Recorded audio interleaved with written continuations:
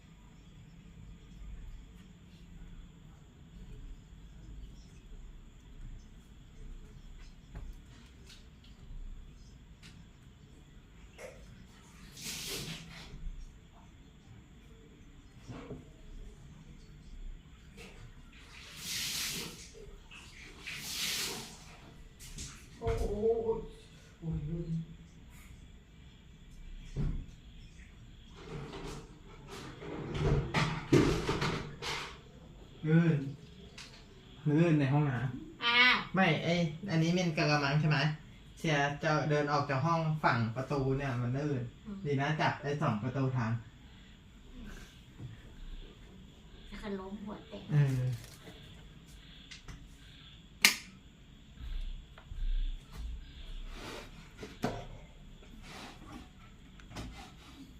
ดูหุ่นก่อน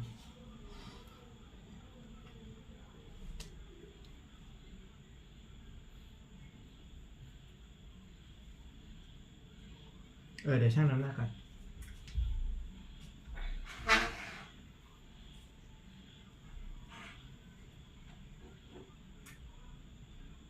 โอ้59.98เลยเว้ยตอนกินเสร็จตอนกลางวันไอ้นู่น6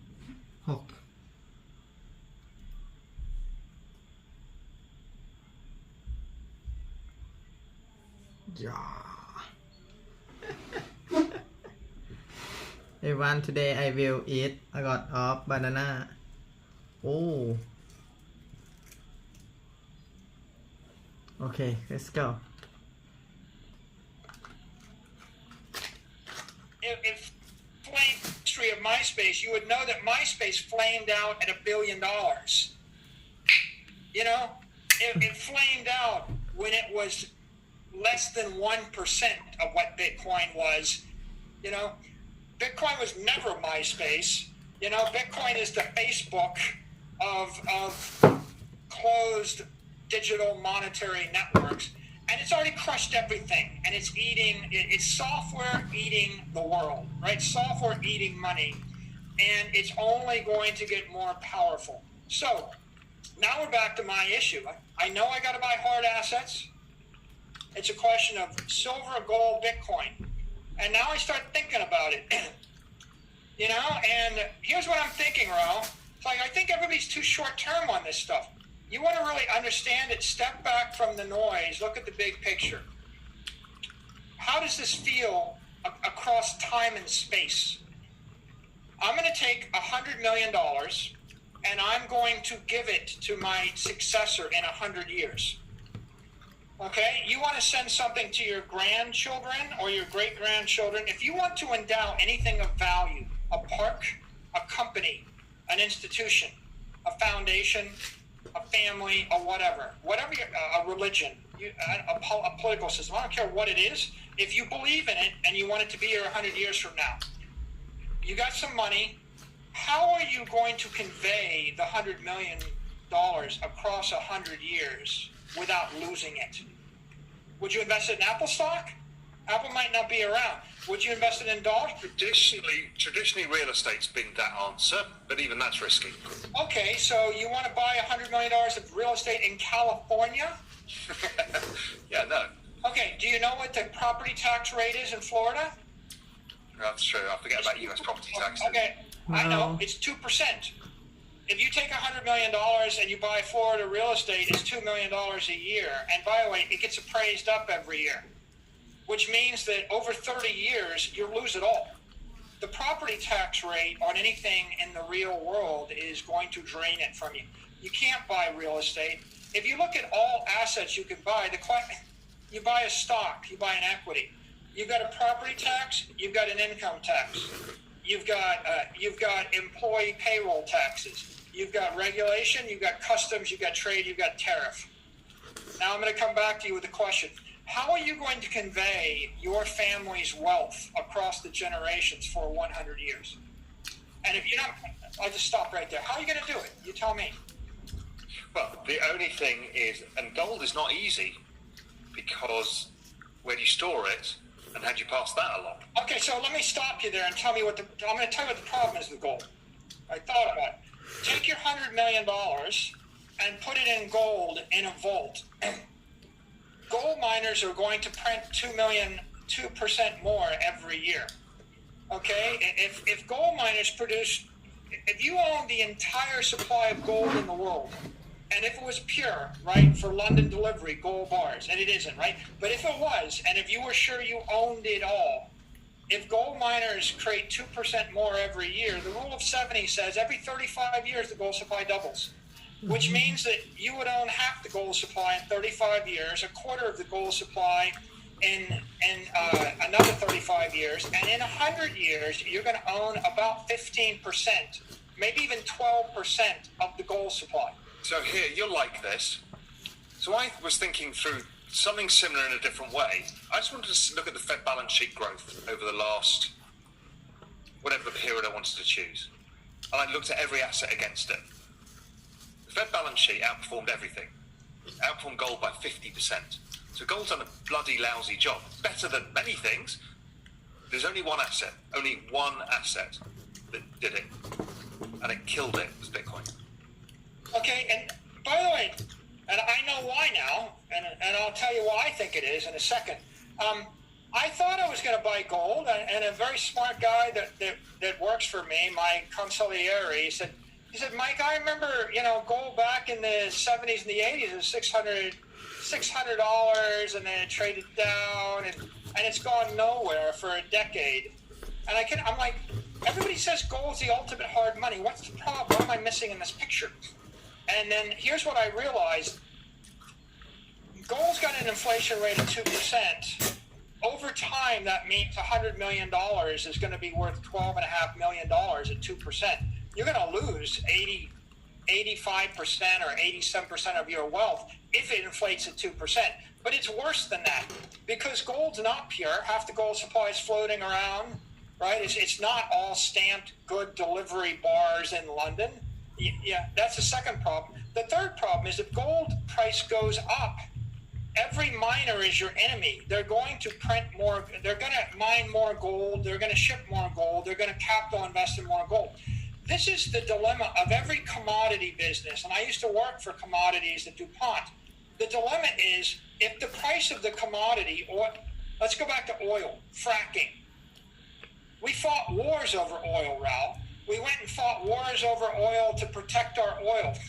What happened when the price of oil went to $100 a barrel? Fracking. We invented a new technology and by the way, what happened? The U.S. produced so much oil, it became a world crisis. We doubled, we produced 5 million barrels of oil a day, and now we produce 10 million barrels of oil a day, and then 11 and 12. And everybody was like, hold it, you're going to produce too much oil. Okay, and then you realize OPEC, the secret to making money in oil is a cartel. John D. Rockefeller understood it, a cartel. Anything that humans can produce with their brains and with capital is going to get overproduced. And that's the problem with using a commodity as a money, because ultimately, if gold is successful, then intelligent people are going to produce more gold, and you're going to double, triple, quadruple the supply of it. Anything with a supernormal return gets arbitraged away. So those returns are only available for a period of time. Everybody gets into the game. The margins collapse. I mean, it's everywhere. I mean, that's capitalism. And so people that think they're buying hard gold, the problem, by the way, we could have another cast. I could talk with you for 2 hours about the technical problems with gold, you know, but I don't want to get derailed by that. I want to basically start with a simple premise. If I look at Bitcoin, there's a lot of people in the Bitcoin community that talk about stock to flow and how it's going down, and I appreciate it, and I think that's a good contribution, but I have a different take on that as a public company CEO, which is this. Every time I print my share count, there's only one number that matters. I print fully diluted share count. No one ever asked me, well, how many shares do you have this minute? Nobody ever asked me how many shares are going to vest with employees next month or next year. They just asked me one question. What's your fully diluted share count? We take your earnings, we divide by that, we're done. Take your revenue, divide by that, we're done. The fully diluted Bitcoin count is 21 million. Done. The fact that it's going to trickle out about it, I don't care. Fully diluted Bitcoin count 21 million. Instead of saying stock to flow is higher, now stock to flow is exponentially going to infinity. Stock to flow is infinite, which means it's infinitely hard because a rational actor, and I consider myself a rational actor, I didn't buy Bitcoin expecting I was buying, you know, this much Bitcoin divided by 18,500,000. I bought the Bitcoin thinking I was buying that share of 21 million, and I knew that, and so now we're back to this a simple thing. You take your $100 million and you hold it for a year in fiat currency, you're going to have 1% or 0.5% of it left. You're going to lose 99% of your money in 100 years. Boy, Rob, I know that to be the case. I have a house in Florida, a nice house in Florida. It would cost you $15 million to buy that house, $20 million today. I have the sale deed for that house in 1930. You know what the number is on it? $100,000. $100,000 in 1930. Count the number of years between 1930 and the year 2020 and figure out what the depreciation rate was on fiat currency in the US dollar. You're going to lose 99% of your money if you put it in cash. Okay, so we all agree on that. Okay, this is the thing that people don't say. You're going to lose, for sure, 85% of your money if you put it in gold. You're going to, for sure. By the way, and that you're assuming that nobody invents a better chemistry for gold. We don't find gold anywhere else. Nobody invests any more money in gold mining. Nobody gets any smarter, and the gold price doesn't go up too much. And if all those things are true and people still use gold, you're going to lose 85% of your money. But if human ingenuity kicks in, gold's a commodity, you're going to lose 90% of your money in gold. Now, if you put your money in Bitcoin, you're keeping it all. You're not losing anything. If you don't believe in fully diluted Bitcoin count, you have a 15% loss in 100 years. But if you do believe in it, there's no loss. Now let me give you another analogy. You want to cross the Atlantic. If you cross the Atlantic in a vessel made of fiat currency, it's like stitching together a bunch of inflatable rafts. By the way, you're crossing the Atlantic in an inflatable boat with a leak in it. Or you want to cross the Atlantic in a gold vessel, you're crossing the Atlantic in a wooden ship. It's sort of good, but it's rotting, you know? It's a wooden ship. It's better than inflatable. It doesn't have a leak in it, but it's wood, and it's going to decay. It's decaying 2-3% a year. You're crossing the Atlantic in Bitcoin. It's a steel hull freighter. The thing about steel, you know, like I say to the guys that say, well, why do I want a steel boat? They go, well, because steel is indestructible and the welds are harder than the original steel. If you put a hole in steel and you weld it, the weld is stronger than the original material. Steel will last as long as you maintain it, will last forever. Okay, so rubber boat, wooden boat, steel vessel. And now here's an epiphany, right? I mean, if that's not enough, right? I mean, like, there's no comparison between losing 80 to 90% of your money versus not losing any of your money. There's no comparison. But here's another epiphany. I'm an aeronautical engineer from MIT. I studied spaceship design. I studied aircraft design. I studied building design. You know, the entire science of civil engineering requires one element. Do you know what the element is? Steel. Think about it for a second. I build a building with wood. You can build a 2-story building. You ever see a 5-story wooden building? I built, you know, that's fiat. I build a building of stone, you know, and masonry. Look at all of Europe, all of beautiful Europe. Every building in Europe, 5 stories, 6 stories. That's as far as you go, you know, with brick. What happens when I invent steel? I build a 50-story building. You think steel is twice as good as bricks? Yeah, you could build a 100-story building, right? Steel is elemental to or instrumental to New York City. There is no New York City without steel. You know, there is no skyscraper. There's no science of civil engineering until you invent steel. Right? You could say iron, maybe if you want, but without the element of steel, there's no civil engineering. Now flip to airspace. You know, aerospace. You ever see a plane made of steel? No, they don't fly. Steel is the perfect element except for the fact it's too heavy to fly. That's why we use aluminum. No aluminum, no airplanes, no industry, nothing. Take away aluminum, the entire aviation industry goes to zero, right?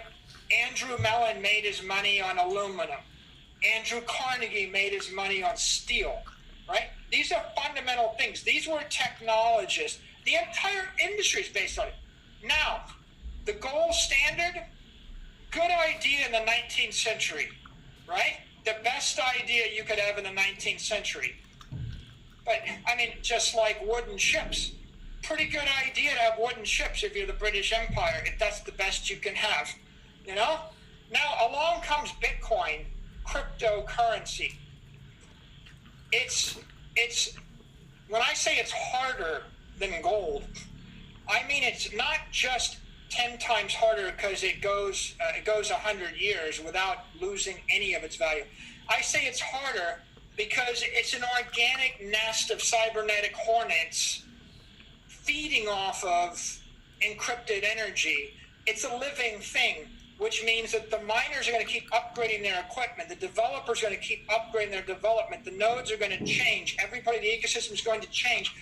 And they're changing in this terrifying Darwinian, capitalistic, libertarian, aggressive, winner-take-all, hold no bars, no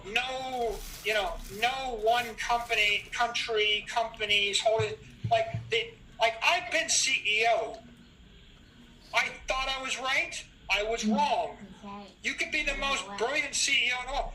You know, สีธัญญาต้องการตัวด่วน เห็นคลิป ฮะ สมมติความเถียง ฮะ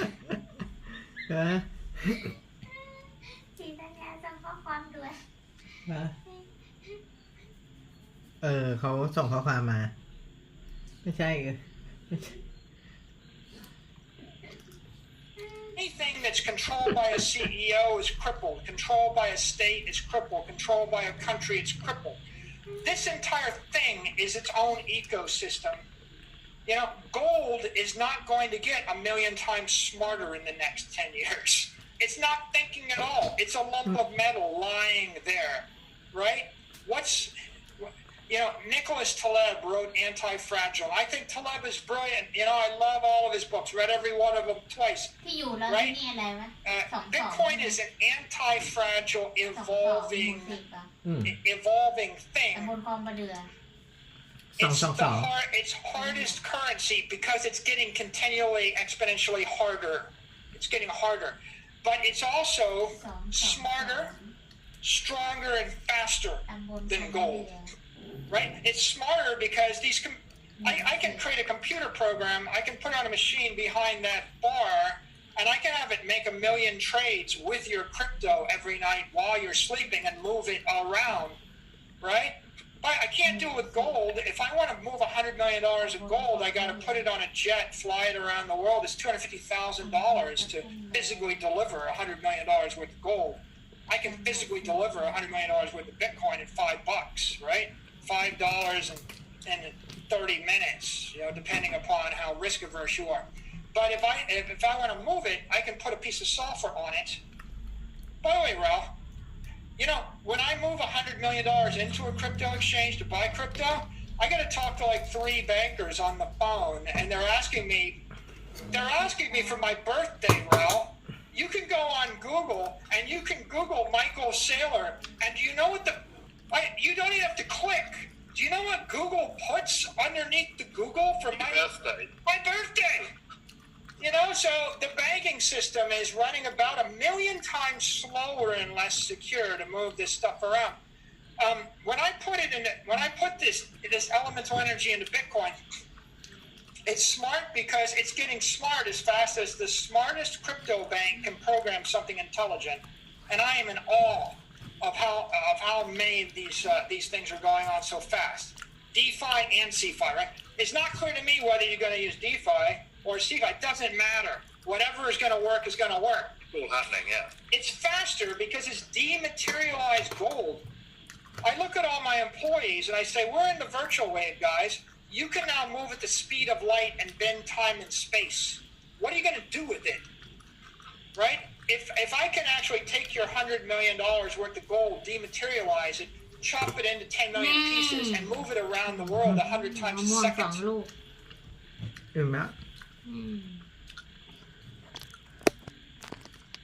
ดูนางเอกร้องไห้เลย น่ะ ซึ้ง ดูหนังซึ้งร้องไห้เลยนั่นน่ะ โอ้ เดี๋ยวกินเยอะก็แน่นอีกอ่ะมันเป็นความเสียดายผลไม้ไงเราไม่ไปด้วยนะ บอกไว้ก่อนนะคำเตือนนะ อิ่มแล้ว เอาไปโดนกระมังเอาเนี่ยก็มดมันขึ้นไงไอตอนแก่ก็เอาหม้อไปโดนมดก็มา ดัมเบล อ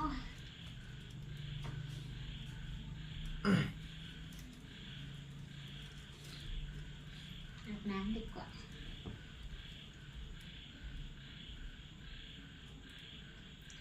ดัมเบลกล้วย ของกินก็เอามาเล่น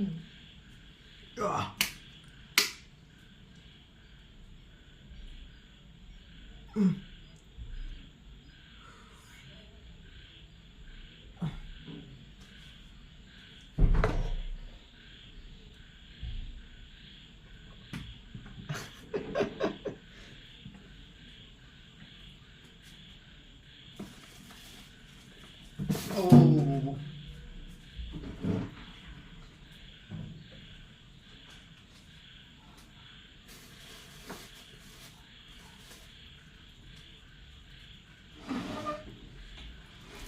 เอ้ยจ้ะ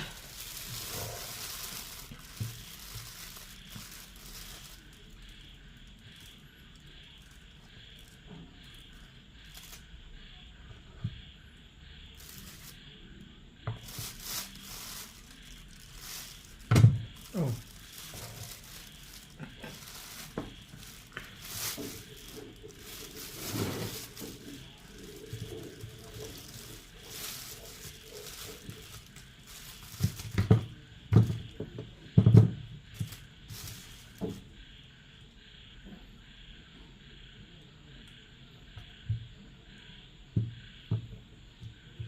เอาบานาน่า